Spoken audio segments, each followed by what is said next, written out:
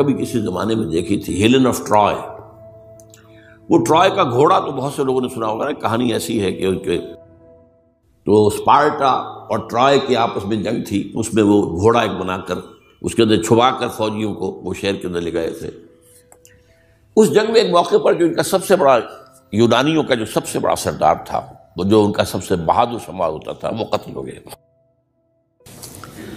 تو ایک یونانی جو ہے دوسرا سردار کھڑا ہو کر کہتا ہے، so this is the end of Greek bravery but not of Greek treachery. یہ یونانیوں کی بہادری کا تو خاتمہ ہو گیا اس شخص کی موت کے ساتھ، یونانیوں کی عیاری تو ختم نہیں ہوئی نا۔ تب اس نے پھر یہ پہلے تو پسپائی کروا لی، سب کے سب چلے گئے۔ اب یہ ٹرائے والے دیکھ رہے جا رہی ہیں فوجیں چلی گئیں، جہازوں میں بیٹھ کے بھی روانہ ہو گئے۔ پھر کچھ عرصے کے بعد واپس آئے، خفیہ طور پر گھوڑا بنا کر لائے بہت بڑا، اس کے پیٹ میں اپنے فوجی بھرے۔ اب وہ جو ہے لوگوں نے دیکھا بعد میں ٹرائے کا گھوڑا ہے، اس کو اندر لے گئے، وہ خوشیاں منا رہے ہیں فتح کی۔ رات کو جب وہ شراب کے نشے میں دھت ہو چکے ہوئے تھے، وہ اس میں سے نکلے، پیٹ میں سے انہوں نے قتل کیا ہے۔ تو وہ ٹریچری ہے۔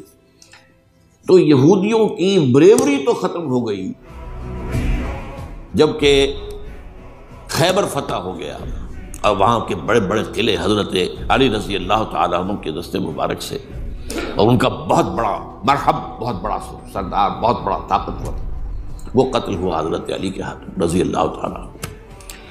But not the Jewish treachery. وہ ٹریچری اب شروع ہوتی ہے حضرت عثمان کے زمانے میں۔ عبداللہ ابن سبا ایک یہودی ہے یمن کا، وہ اسلام کا لبادہ اوڑھ کر اسلام میں آ گیا مدینے میں۔ یہاں اس نے اس معاشرے کا خوب تجزیہ کیا، یہاں کیا کیا چیزیں ہیں، کون کون سی فورسز ایٹ پلے ہیں، میں کس دکھتی رگ کو چھیڑ سکتا ہوں۔ نے محسوس کیا کہ بنو ہاشم اور بنو امیہ کی بڑی پرانی جو ہے چپقلش اور مسابقت، ایک طرح کا مقابلہ قریش کے ان دو بڑے گھرانوں کے اندر، یہ ان کی ہڈیوں کے اندر ہے، اس کو اٹھایا۔ اب عجیب بات اصل میں یہ ہے کہ خلیفہ اول نہ بنو امیہ میں سے تھے نہ بنو ہاشم میں سے، بنو ہاشم اور بنو امیہ کا معاملہ تھا۔ قریش تو سب ہے، تو قریش جو ہے ایک بڑا قبیلہ تھا، اس میں گھرانے یہ تھے، بنو امیہ، بنو ہاشم۔ حضرت ابو بکر نہ بنو ہاشم میں سے تھے نہ بنو امیہ میں سے تھے، بنو تیم میں سے تھے، چھوٹا سا قبیلہ تھا۔ حضرت عمر بھی نہ بنو ہاشم میں سے تھے نہ بنو امیہ میں سے تھے، بنو عدی میں سے تھے۔ اب یہ حضرت عثمان تھے کہ جو بنو امیہ میں سے تھے۔ یہاں سے اس نے اٹھائی بات اور ایسی ایسی باتیں شروع کی جو عوام جو ہیں، جو پورا رسوخ فی العلم حاصل نہیں ہوتا، وہ اس کے اندر بہہ جاتے ہیں۔ دیکھو یہ کیسے ہو سکتا ہے کہ ہمارے نبی جو ہیں وہ تو زمین میں دفن ہیں اور عیسیٰ جو ہے آسمان پر بیٹھے ہیں، اور عیسیٰ تو دوبارہ آئیں گے اور ہمارے نبی نہیں آئیں گے، آئیں گے وہ بھی آئیں گے، اور ہر نبی کا ایک وصی ہوتا ہے، محمد کا وصی علی ہے، اسے ہونا چاہیے خلیفہ، وہ بنو ہاشم میں سے۔ باقی جو بھی خلیفہ بنا ہے غاصب ہے، ابو بکر غاصب، عمر غاصب، اور اب جو ہے سب سے بڑا غاصب نہیں غصاب کہہ لیں اس کو، وہ تو بنو امیہ میں سے عثمان۔ ہاؤ کم، کیسے خلافت اس کی؟ اور اس نے اس تک بات بڑھائی ہے کہ حضرت علی تو خدا ہیں، اوتار ہیں خدا کا۔ یہ ساری چیز آج بھی یا علی مدد کا نعرہ جو لگ رہا ہے، یہ وہی سبائیت کے اثرات ہیں۔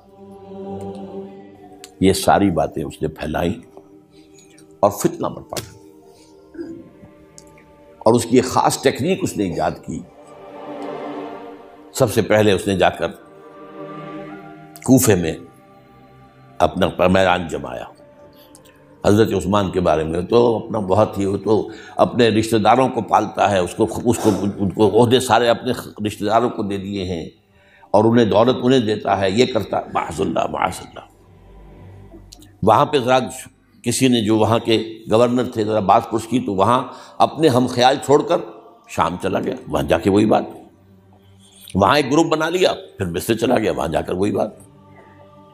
اب ظاہر بات ہے اس زمانے میں نہ کوئی ٹیلی کمیونیکیشن، نہ کوئی ٹیلی فون، نہ کوئی تار، کوئی اطلاعات کا وہاں پہنچنا وغیرہ، اس میں یہ ہے کہ وہ فتنہ تو جنگل کی آگ کی طرح بڑھ گیا، اس کا معالجہ کرنے والا جو ہے اس میں حضرت معاویہ نے کہا بھی رضی اللہ تعالیٰ عنہ، آپ ہمیں اجازت دیں ہم آ کر کچل دیں ان کو۔ گورنر تھے شام کے، انہوں نے کہا میں فوجیں لے کر آتا ہوں ان کو کچل دیتا ہوں۔ حضرت عثمان فرماتے نہیں، جب تک یہ کوئی ایسا جرم کر نہ دیں کہ جس پر وہ گویا کہ زد میں آ جائیں، قانون کی زد میں، اگر یہ مجھے قتل کرنا چاہتے ہیں قتل کر دیں، پھر اس سے قصاص لے لینا، لیکن جب تک یہ قتل کرتے نہیں تو میں کس جرم میں انہیں ماروں؟ عمرو بن العاص کی طرف سے آتا رہا، لیکن نہیں۔ بہرحال یہ فتنہ اتنا بڑھا اتنا بڑھا اتنا بڑھا، مدینے میں حضرت علی کہتے رہے آپ ہمیں اجازت دیں، ہم ان کو ختم کریں۔ نہیں، یہ ایک علیحدہ بات ہے، میری کتاب جو ہے شہید مظلوم کا مطالعہ کیجیے، آپ اس کی تفصیل میں جانے کا یہ موقع نہیں ہے۔ یہ کتنی بڑی عظیمت ہے، لوگ سمجھتے ہیں کہ یہ تو بڑی کمزوری دکھائی حضرت عثمان، میں کہتا ہوں اس سے بڑی عظیمت کوئی نہیں ہو سکتی۔ انہوں نے کہا میں کسی کلمہ گو کی جان لینے کو تیار نہیں ہوں جب تک کہ اس کے اوپر کوئی جرم ثابت نہ ہو جائے۔ کلمہ گو ہے حضرت عثمان، 1000 مربع میل کا رقبہ ہے جس کے اوپر کہ ان کی حکومت چل رہی ہے، اور فوجیں ہیں مصر سے اور دمشق سے بار بار اجازت مانگ رہی ہیں، یہاں حضرت طلحہ، حضرت زبیر، حضرت علی اجازت مانگ رہے ہیں، نہیں، جب تک یہ کوئی جرم کر نہ لیں اس وقت تک نہیں۔ جب یہ جرم کر لیں گے پھر تم لے لینا، اس سے قصاص سزا دے دینا۔ چنانچہ آخری وقت تک بھی یہ ہوا ہے کہ حضرت علی کے دونوں صاحبزادے حضرت حسن، حضرت حسین، حضرت عثمان کے دروازے پر کھڑے پہرا دے رہے تھے، عبداللہ ابن زبیر پہرا دے رہے تھے، لیکن وہ جو بلوائی تھے وہ پچھواڑے سے کہیں دیوار پھلانگ کے گئے، انہوں نے حضرت عثمان کو شہید کیا رضی اللہ تعالیٰ۔ یہ ہے اصل میں یہودیت کا بیک لیش، یہودیت کا انتقام، اور جو سازشی ذہن اللہ نے ان کو دے رکھا ہے اس میں کوئی شک نہیں، ذہین انتہائی تباہ قوم،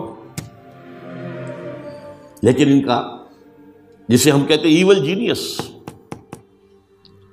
تو اس کی ان کی ذہانت کا جو ہے میدان سازش، اور اس میں اتنے ماہر ہیں کہ وہ زخم لگایا ہے اسلام کو، جسد ملی کو، ابھی تک اس سے خون نکل رہا۔ یہ سنیت اور شیعت کی تقسیم کہاں سے شروع ہوئی؟ وہی سبائیت وہیں سے تو آیا دعا۔ حالانکہ جب حضرت علی کی بیعت ہو گئی ہے تو حضرت علی نے پھر عبداللہ ابن سبا سے کہا توبہ کرو، تم کہتے ہو کہ میں خدا ہوں، توبہ کرو ورنہ میں تمہیں زندہ جلا دوں گا۔ نہیں، تم ہماری جتنی چاہے آگ مالو، ہم کہتے تم اللہ ہو۔ اسے 40 آدمیوں سمیت حضرت علی نے زندہ جلوایا، اور یہ بات اہل تشیع کی کتابوں میں لکھی ہوئی ہے۔ بدقسمتی سے آج کل اگر کوئی بات کی جاتی ہے عبداللہ ابن سبا کے خلاف تو وہ سمجھتے ہیں کہ یہ شیعت کے خلاف بات ہو رہی ہے۔ حضرت علی نے تو خود ان کی اپنی کتابوں کے مطابق عبداللہ ابن سبا اور اس کے 40 ساتھیوں کو زندہ جلایا۔ تو خدا ہے، تو ہمیں آزما رہا ہے۔ وَلَنَبْلُوَنَّكُمْ بِشَيْءٍ مِّنَ الْخَوْفِ وَالْجُوعِ وَنَقْصٍ مِّنَ الْأَمْوَالِ وَالْأَنفُسِ وَالثَّمَرَاتِ، بس اسی طرح ہماری آزمائش کر رہا ہے۔ بہرحال یہ ہے پس منظر حضرت عثمان کی شہادت کا رضی اللہ عنہ۔ تاریخ کو بدل دیں، حرام کو حلال کر دیں، حلال کو حرام کر دیں۔ یہی ہمارے ہاں بھی ایک پوپ ہوتے ہیں، یہ جو ہمارے اسماعیلی ہیں، ان کا جو امام حاضر ہے وہ معصوم ہے، اور وہ جس چیز کو چاہے حلال کر دے، جس چیز کو چاہے حرام کر دے۔ انہوں نے بھی شریعت ساقط کی ہوئی ہے، اسماعیلیوں پر شریعت نہیں ہے۔ ایک یہ گجرات کے علاقے میں آ کر جب اسماعیلیوں نے اپنی تبلیغ کی ہے تو انہوں نے وہی کیا جو سینٹ پال نے کیا تھا، شریعت ساقط کر دی۔ اور جو ہندوؤں کا عقیدہ تھا اس کے اندر 9 اوتار تھے، 9 اوتار آ چکے ہیں دنیا میں اللہ کے، ان کا کہ حضرت علی 10ویں اوتار ہیں، 10م اوتار، وہ 10م اوتار ان کے عقیدے میں شامل ہو گیا، اور جو ان کا امام حاضر ہے اسے پورا اختیار حاصل ہے، شریعت کی جس چیز کو چاہے منسوخ کر دے، جو چیز چاہے حرام قرار دے دے، جو چیز چاہے حلال قرار دے دے، یہ ہے دین۔ تو اتخذوا احبارهم ورهبانهم، تو یہ تو گویا کہ خدا ہی بنا لیا، یہ اختیار تو خدا ہی ہے۔ اربابا من دون اللہ، انہوں نے اللہ کے سوا ان کو بھی رب بنا لیا ہے، والمسیح ابن مریم، اور مسیح ابن مریم کو تو پوجتے ہیں۔ وما امروا الا لیعبدوا الہا واحدا، انہیں نہیں حکم دیا گیا تھا مگر اس بات کا کہ وہ پوجے صرف ایک الہ کو، لا الہ الا ہوا، نہیں ہے کوئی معبود اس کے سوا، سبحانہ عما یشرکون، وہ پاک ہے اس سے کہ جو شرک یہ کر رہے ہیں۔ یہ اسماعیلی اس وقت جو ان کے امام ہیں، آغا خان تھے، آغا خان کے پوتے اب ان کے امام ہیں، اب کریم آغا خان، یہ ان کے نزدیک امام معصوم ہیں، ان سے کسی خطا کا امکان ہی نہیں۔ سر سلطان محمد خان جو آغا خان تھے، ان کے تو یہ الفاظ بھی منقول ہوئے ہیں کہ جب میں شراب پیتا ہوں تو شراب جب میرے ہونٹوں کو مس کرتی ہے تو پاک ہو جاتی ہے۔ یعنی یہ امام معصوم تو وہ شے ہے کہ جس سے کوئی ناپاک چیز چھوئے گی تو پاک ہو جائے گی، جیسے